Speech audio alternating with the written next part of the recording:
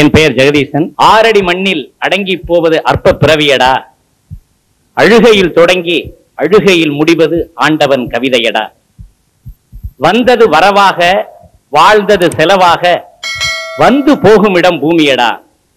சிந்தனை பலவாக, செய்வது தவறாக, சிக்கலானதே வாழ்க்கையடா. சொந்தமே பல கோடி சூழ்ந்து இருந்தாலும் சுடுகாடு என்பது வேலியடா. பந்தமே பிரிவாலே பதறி அழுதாலும் படைப்பின் தத்துவம் போலியடா என்று சிறிய வயதிலே நான் எழுதியிருந்தேன். அந்த சொந்தமே பல கோடி சூழ்ந்து இருந்தாலும் சுடுகாடு என்பது வேலியடா என்று சொன்னனே, இஸ்லாமியர்கள் கபருஸ்தான் என்ற இடத்தை தான் சுடுகாட்டை குறிப்பிடுகிறார்கள். கிரேவியார்ட், இடுகாடு, மயானம் என்று சொல்லப்படுகின்ற அந்த சுடுகாட்டிற்கு இறந்த உடலை சுமந்து கொண்டு செல்கின்றவர்கள் இஸ்லாமிய தோழர்கள் மிக அமைதியாக எந்தவித ஆர்ப்பாட்டம் இன்றி எடுத்துச் செல்வது வழக்கம். அப்படி எடுத்துச் செல்லுகின்ற பொழுது அந்த இடுகாட்டில், அந்த கபருஸ்தான் என்று சொல்லக்கூடிய அந்த இடுகாட்டிலே அவர்கள் எந்தவித சமாதியும் கட்டக்கூடாது என்று இஸ்லாத்தில் இருக்கிறது என்று நண்பர்கள் சொல்லி இருக்கிறார்கள். அதையும் மீறி சில தோழர்கள் அங்கே அந்த நினைவு சின்னத்தை, சமாதியை கட்டுகிறார்கள். நாம் பார்க்கிறோம், கேள்விப்படுகிறோம்.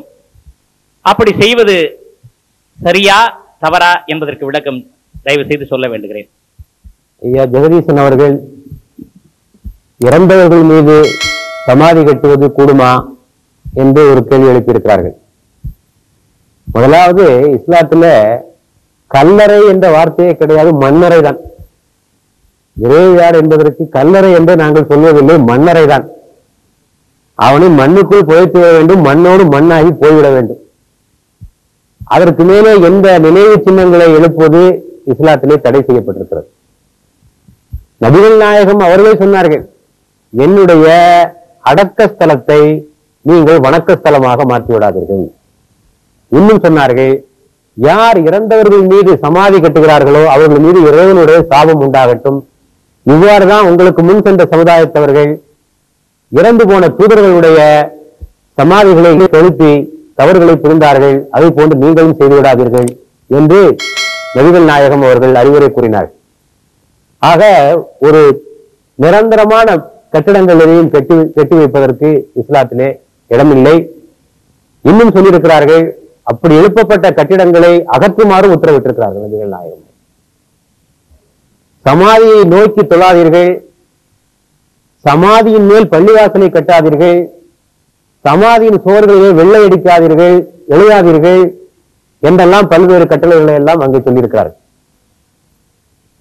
ஆக இஸ்லாத்திலே இது ஒரு தடை செய்யப்பட்ட ஒரு காரியமாக இருக்கிறது. ஆனால் இப்போது உங்களுக்கு ஒரு கேள்வி எழுப்பலாம், அப்படி என்றால் இறந்தவர்களுக்கு மரியாதை செலுத்துவது எப்படி, இறந்தவர்களை நினைவு கூறுவது எப்படி என்றெல்லாம் சில கேள்விகள் உங்களுக்கு எழலாம். இதற்கு இஸ்லாம் வழி சொல்லி கொடுத்திருக்கு. இறந்தவர்களை நினைவு கூற வேண்டும் என்றால் அவர்களுக்காக நீங்க பிரார்த்தனை புரியுங்க. அது அந்த இடத்துக்கு தான் போய்தான் பிரார்த்தனை பண்ண ஒன்றும் அவசியம் கிடையாது. நபிகள் நாயகம் சொன்னாங்க, நீங்கள் எங்கிருந்தும் என் மீது வாழ்த்து சொல்லலாம், செலவாத் என் மீது எங்கிருந்தும் நீங்கள் வாழ்த்து சொல்லலாம், அது என்னை வந்து சேரும். அங்கதான் போய் அந்த இடத்துக்கு தான் போய் சேர்ந்து ஒன்னும் அவசியம் கிடையாது என்று நபிகள் நாயகம் அவருக்கு சொல்லியிருக்காங்க. ஆக அந்த மாதிரி செய்யறதுக்கு இஸ்லாத்துக்கு இடம் இல்லை. இன்னும் சொல்லியிருக்காங்க, என்னுடைய சமாதியை ஈதுடைய இடமாக, கொண்டாடுகின்ற இடமாக நீங்கள் அதனை மாற்றி விடாதீர்கள். ஆக கொண்டாட்டங்களும் கூடாது. அங்க நம்ம அவர்களுக்காக ஒருவேளை நாம் அந்த சமாதியின் பக்கம் செல்ல நேர்ந்தால் அங்க என்ன செய்யணும்னு சொன்னா அவர்களுக்காக பிரார்த்தனை புரிய வேண்டும். இறைவா, இவர்கள் முன்னாலே சென்று விட்டார்கள், நாங்கள் இவர்களை பின்பற்றி பின்னாலே வர இருக்கோம்.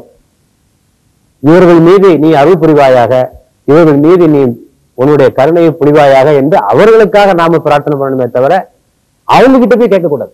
சமாதியில உள்ள ஆள்கிட்ட போய் எங்களுக்கு இதைத்தான் அதைத்தான் கேட்கவே கூடாது. அவர்களுக்காக நாம் இறைவனிடத்திலே பிரார்த்தனை புரிவது என்ற ஒரு முறையைத்தான் இஸ்லாம் சொல்லியிருக்கு. இன்னொரு காரணத்துக்காகவோ கபிரிஸ்தானுக்கு போகலாம் நபிகள் நாயகம் சொல்லியிருக்காங்க. எதுக்காகன்னா அதன் மூலமாக மரண சிந்தனை, மறுமையை பற்றிய சிந்தனை வரும். இந்த மாதிரிதான் நம்மளோட வாழ்ந்துகிட்டு இருந்தா உள்ள போயிட்டான், நாமும் இதை மாதிரிதான் போக போறோம், அந்த சிந்தனையை வளர்த்துக் கொள்வதற்காக நீங்க போகலாம். இதை தவிர வேறு எந்த நோக்கங்களுக்காக அங்கே செல்வதும் கூடாது, நிரந்தரமான கட்டிடங்களை எழுப்புவதும் இஸ்லாத்திலே தடை செய்யப்பட்டிருக்கு.